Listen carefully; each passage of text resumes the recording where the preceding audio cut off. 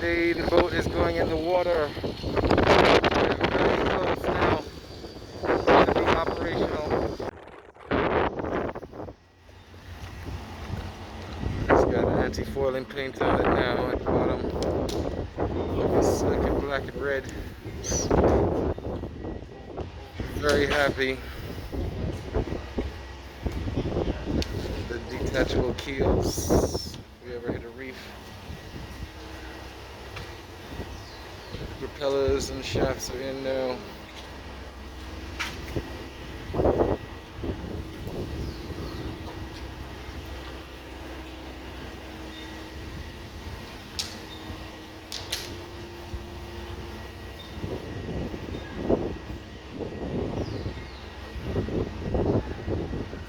I'm very happy with the job these guys did.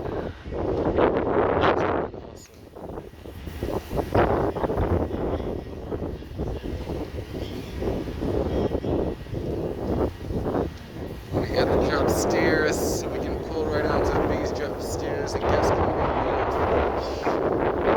rails as well, easy to come back on. It's lounging. And 90 core roofing and 90 core decks.